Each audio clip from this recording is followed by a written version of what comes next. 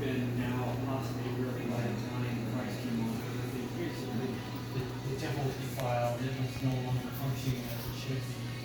And when he came as the shield, that he was God in flesh, and that's where the Spirit no longer dwelt in the temple, but in him as a person.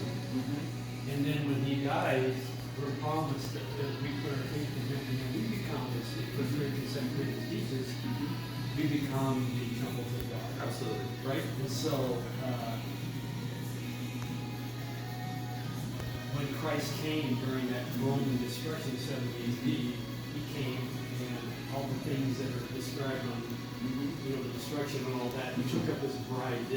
That was the true bride at the time that he was looking for, where to take to the New Jerusalem, as it talks about at the end of Revelation. Now that he's been resurrected and he's taken his bride, he went to Sheol at that time, at his death and resurrection. Went to Sheol, that's the covered place where everyone that lived up to that point went. You either in paradise or you were in hell.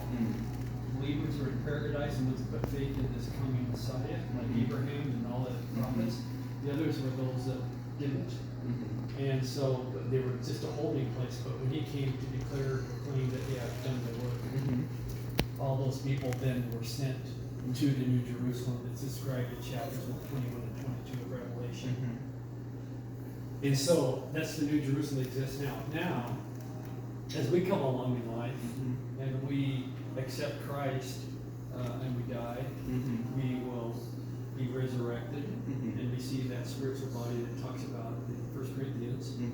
And we will go to live in the New Jerusalem that's already in place in heaven right now. And so that's just, it's like... Do you believe that there's going to be a new earth eventually? Well, see, the interpretation of that really means the material economy or the material law that the children of Israel were living in. It's referring to the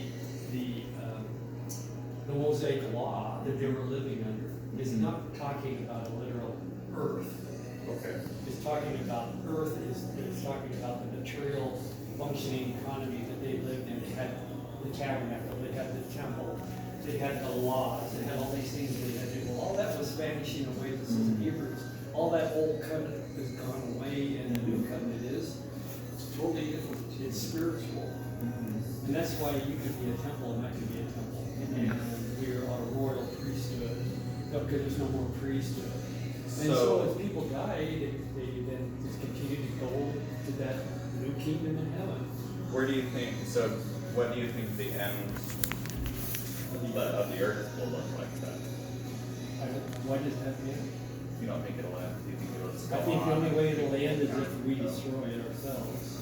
Not that God's going to destroy it. I think this earth will continue to go on and on and on until, if it ends, it's going to be our destruction of it, not his.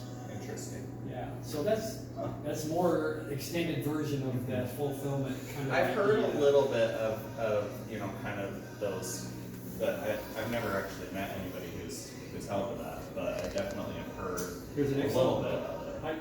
If I could get you, I'll send you a book. It's written by a Christian pastor back east. He was teaching dispensationalism and all that kind of stuff. We got reading the New Testament. Why am I hung up? Why are these guys promising this is going to happen when Jesus said in 40 years? Yeah. This generation, you people, and then Paul comes, Peter, and they're all warning the people, you people. It's not that, so I look at the Bible not as written to us, it's written to them. Written to them, but there's theological ideas that But translate. we're not trying to live the law that they were under. So when people play church, in my mind, I mean, I definitely am I'm a very... Let me just finish this and then I'll love to hear what you're going to say about the book. So this pastor is reading his New Testament. It's like 50 years he's been preaching in the very well known. Like, I can't get past this idea that it's going to happen in the future. That means that these guys were lying, that it's going to be upon them. It's going to happen right now. And so he started to realize, I've been reading a book that's lays all the scriptures out from each one of the apostles that we have their epistles from, and John. And it's called Christianity's Greatest Dilemma.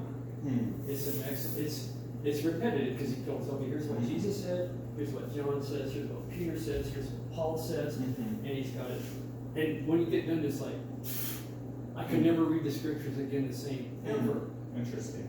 Ever. It changes everything, and makes it so much more believable what happened then, and then what's going on now. And we're not.